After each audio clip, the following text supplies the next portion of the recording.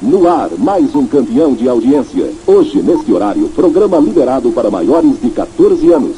Censura 22 horas. Apolo Cinema, uma produção direto dos arquivos da Biblioteca Legiões de Apolo. Porto de Santos, exótico e pitoresco.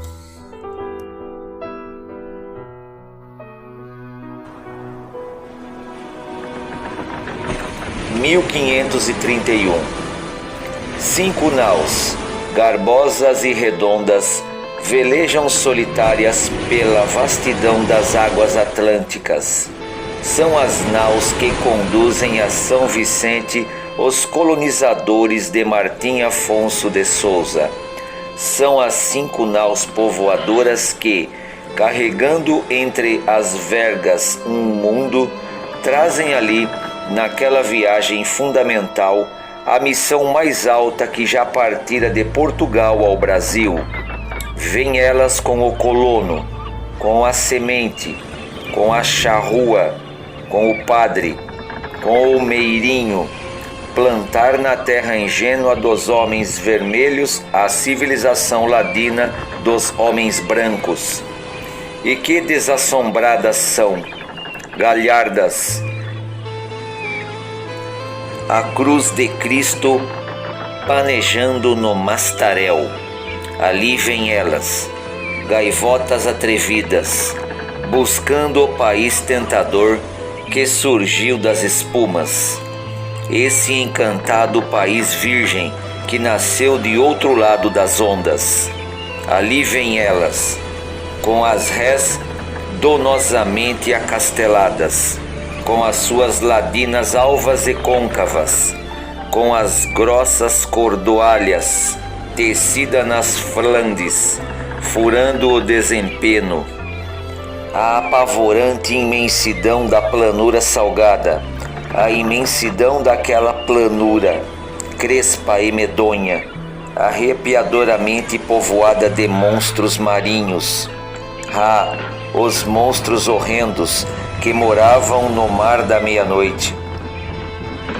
Eram animais pardacentos que, andando no mar como peixes, tinham grande grandura, cabelos ruivos, 2 braços de comprimento, um decunvado e 2 mãos redondas como pás. Eram, acima de tudo, as ipupiaras. Eram as sinistras ipupiaras, aqueles tão falados e tão temidos demônios das águas. E que demônios tenebrosos! As fêmeas pareciam mulheres, tinham cabelos compridos e são bem formosas.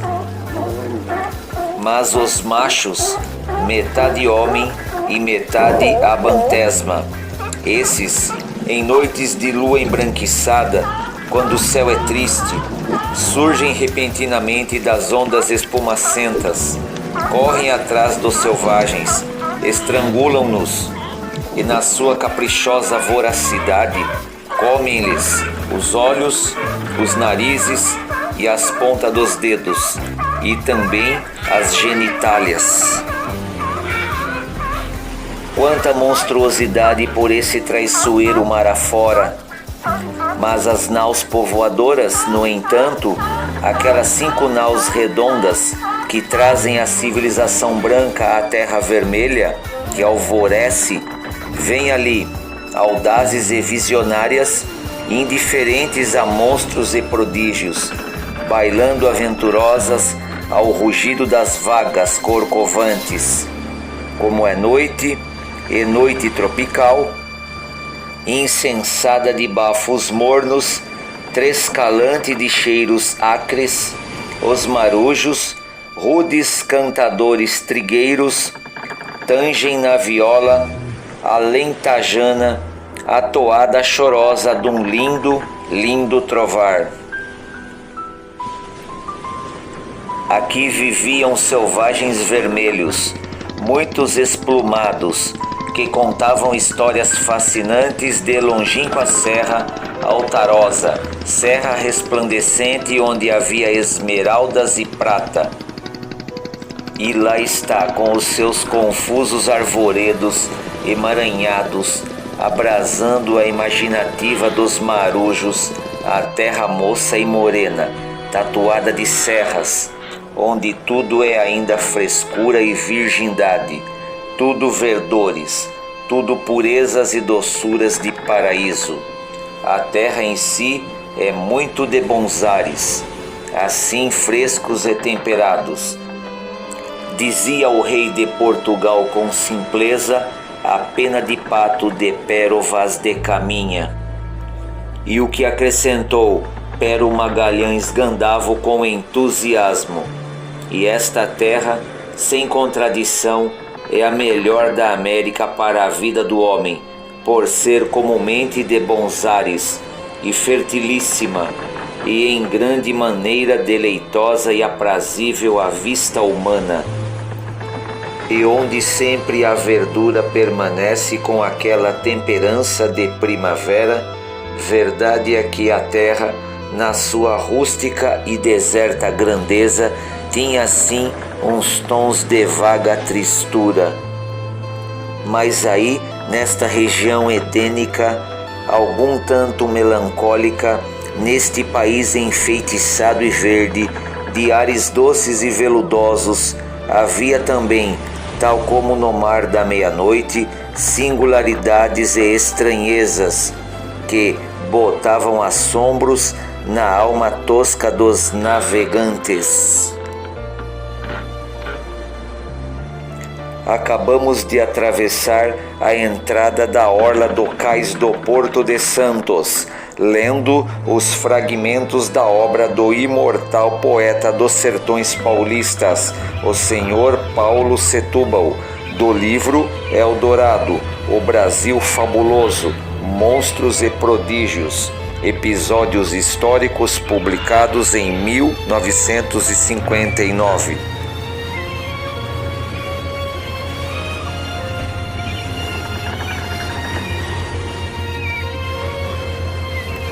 E o que narraram os portugueses dos índios que encontraram por essas imediações? Analisando aqui mais um documento publicado em 1570 por Pero Magalhães Gandavo, temos o seguinte: os índios andam nus, sem nenhuma cobertura, vivem em aldeias com 7 ou 8 casas. Cada casa está cheia de gente, e nela cada um tem a sua rede de dormir armada.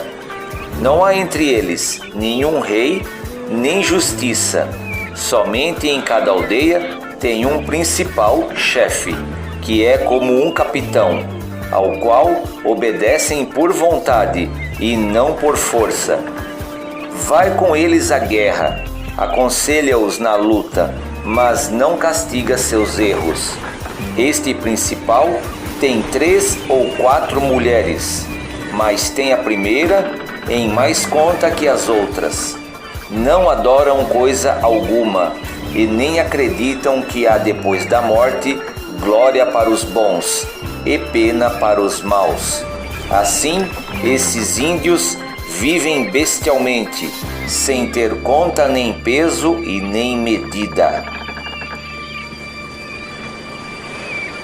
É de grande valor para mim poder navegar dentro deste enorme porto de navios, relendo esses fragmentos históricos aqui da minha biblioteca, com narrativas exóticas e pitorescas destes lugares repletos de águas salgadas, onde outrora lendas, monstros, navegantes, degredados, índios selvagens, piratas larápios, capitães, aventureiros e toda sorte de homens do mar, por certo, também navegaram por estas águas.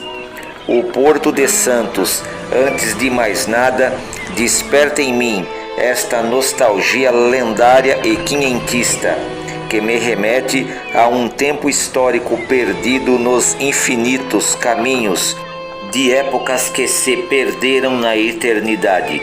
Aqui está, neste presente, aquela história robusta, quase intacta, a ser desvendada com paixão e fúria, pela sua grandeza e beleza real e também lendária.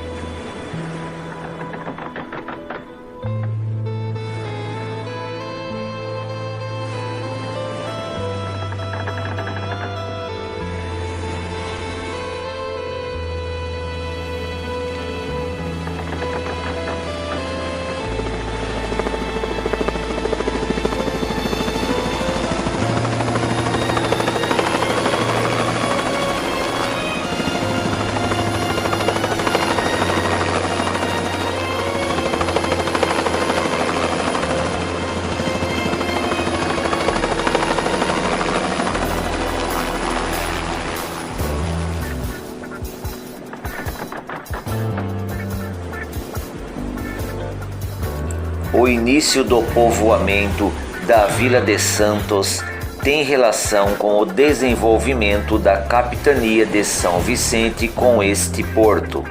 Isto porque, ao ver que este lugar facilitava o transporte de cargas para a Vila de São Vicente, a primeira fundada no Brasil por portugueses, o cavalheiro fidalgo da Casa de El Rei, o moço da Câmara Brás Cubas, começou a organizar a administração da comunidade, e isto aconteceu por volta de 1532.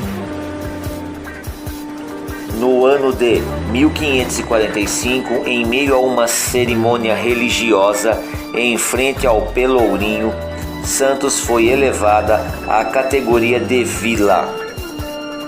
E como já expliquei em vídeos anteriores, o marco zero desta vila foi o outeiro de Santa Catarina. Muito antes de ser um porto de alto mar, porto de caravelas, Santos foi um pequeno ancoradouro interior, um porto de canoeiros para os que procuravam a vila de São Vicente, e só passou a receber navios grandes e internacionais no início do século XIX.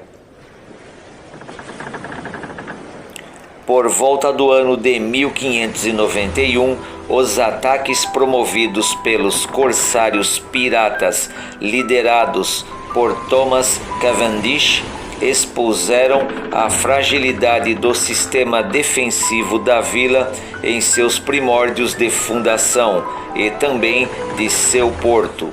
A situação era muito clara: qualquer frota inimiga que passasse tanto pela fortaleza da Barra Grande quanto pelo Forte São Tiago ou São João de Bertioga acabava se deparando com uma praça totalmente à mercê de invasões. Os piratas liderados pelo capitão Cook não encontraram resistência ao desembarcar em botes nas areias das praias da vila, diante do Valongo ou do Colégio dos Jesuítas. nada poderia ser mais vil e sórdido do que a ideia de atacar a Vila de Santos numa data cristã, como o da noite de Natal. No entanto, talvez não tivesse sido tão fácil a invasão dos piratas de Thomas Cavendish naquele 24 de dezembro de 1591, se não fosse a desatenção dos soldados da fortaleza da Barra Grande, juntamente por estarem mais preocupados com a confraternização da data do nascimento de Nosso Senhor Jesus Cristo, do que vigiar as águas mansas do canal do estuário. Este funesto episódio havia ganhado forma alguns dias antes, quando Cavendish promoveu uma reunião com os capitães e mestres das naus e dos navios de sua esquadra e definiu que a ideia era atacar a Vila de Santos, então o porto mais importante da colônia portuguesa e espanhola, utilizando 3 embarcações: o famoso Roebuck, do capitão Cook, o Desiré, do capitão John Davis, e o Black Pinese, do capitão Stanford. A estratégia era chegar até o Lagamar de Engaguaçu, através do Canal da Barra. Cavendish decidiu que não participaria do primeiro ataque. Ficaria na retaguarda, nas proximidades de São Sebastião, com os outros 2 navios de sua frota, o Leicester, do capitão Southwell, e o Daitie, do capitão Barker. Ao iniciarem na calada da noite o sorrateiro e violento ataque à Vila de Santos, os piratas conseguiram passar mansamente de frente à fortaleza de Santo Amaro da Barra Grande, sem que nenhum tiro fosse disparado dos canhões.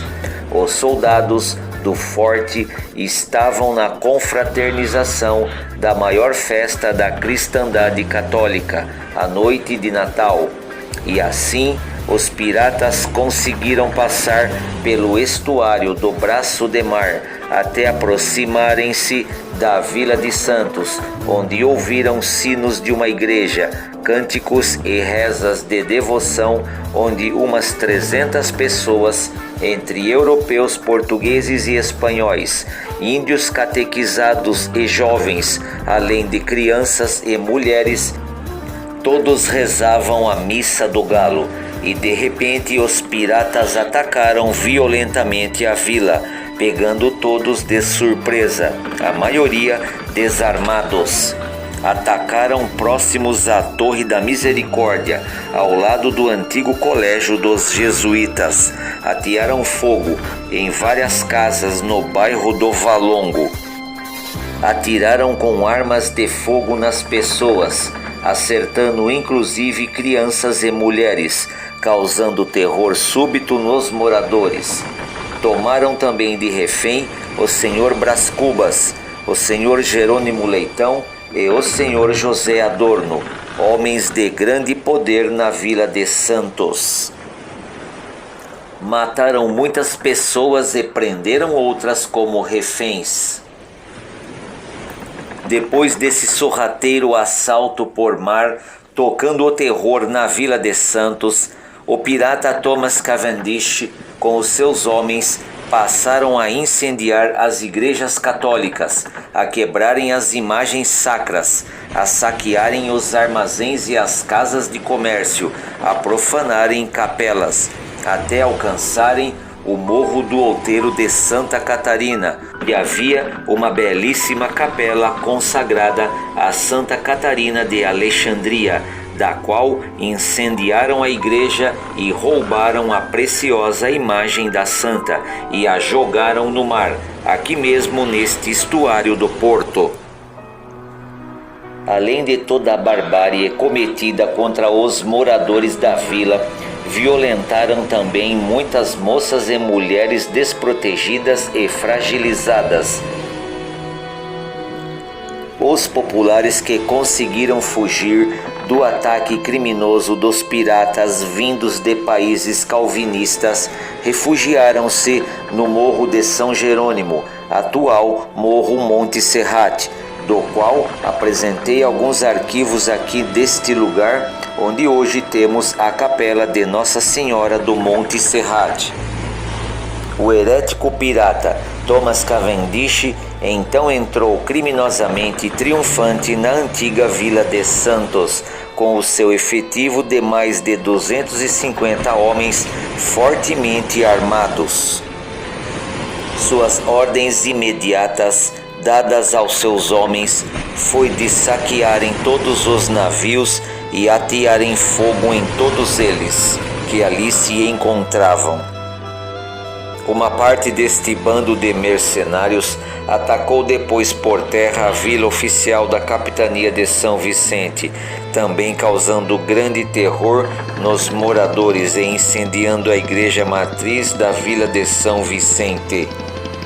Desta feita diabólica e herética, esses sorrateiros dos mares, esses piratas corsários, deixaram um enorme rastro de brutalidade e abusos, sangue, pilhagem, saques, incêndios, roubos, assassinatos e profanações iconoclastas, não somente na Vila de Santos, mas também na Vila de São Vicente. Segundo o historiador Francisco Martins dos Santos, que pesquisou o assunto, os piratas ficaram 2 meses se fartando na Vila Santista. A história não guardou, contudo, em suas falhas e lacunas, nem os detalhes sociais daqueles 2 meses de martírio santista, nem os heroísmos de alguns homens, que, refugiados a princípio, surgiram depois com agregados, indígenas, amigos e gente do lado vicentino, em constantes sortidas e emboscadas contra os piratas instalados na vila, matando muitos deles. Cavendish deixou para trás uma vila destruída, mas ainda assim voltaria 1 ano depois para repetir a brincadeira. Mas desta vez se deu muito mal. Calejados com o ocorrido, os santistas reuniram um exército formado por colonos e índios e massacraram os ingleses, que desceram à terra para novamente intimidar os locais. Cavendish, que estaria desmoralizado por derrotas meses antes no Estreito de Magalhães, foi embora para nunca mais voltar. O corsário inglês morreu logo depois de tentativas de saques no litoral do Espírito Santo. Algumas informações significativas deste texto foram extraídas da pesquisa do Sr. Sérgio Williams.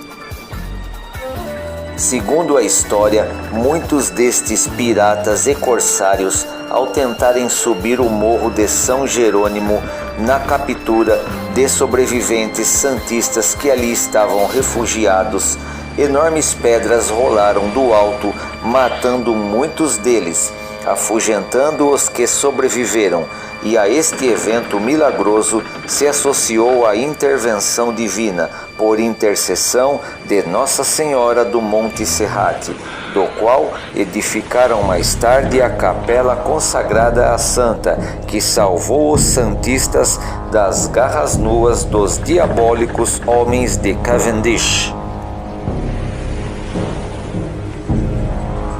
Este episódio obscuro da história quinhentista da antiga Vila de Santos não poderei narrar aqui os seus pormenores, ficando ainda muitas lacunas a serem preenchidas através de mais pesquisas e leituras aprofundadas. Esta foi mais uma história fantástica ocorrida aqui nas imediações do antigo cais do Porto de Santos e da vila de Engaguaçu. Ao revirarmos alguns livros e arquivos, encontramos muitas histórias fantásticas do período quinhentista, dos primórdios da Vila de Santos, onde encontramos muitos relatos e crônicas e também documentos sobre vários ataques de piratas famosos que colocaram terror não só na Vila de Santos, mas também na capitania de São Vicente. São tantas histórias que às vezes até nos confundem as datas e os eventos ocorridos nestas épocas. Entre os mais famosos piratas estão Thomas Cavendish, Anthony Canivet, Edward Fenton, Jean-François Duclerc, Spielberg, Francis Drake, entre tantos outros. Os retalhos dessas crônicas lidas nesse arquivo foram resumidas por mim e extraídas das seguintes fontes: Incríveis Aventuras e Estranhos Infortúnios, do autor Anthony Canivet. Revista Almanaque Santos, do Instituto Histórico e Geográfico de Santos, ano 1, número 3. História de Santos, autor Francisco Martins dos Santos. O Eldorado, do poeta Paulo Setúbal, um episódio histórico, 1959. História da província de Santa Cruz, de Pero Magalhães Gandavo, 1574. Agradeço especialmente a você que assistiu este vídeo até aqui. Aguardo você no próximo vídeo aqui no canal.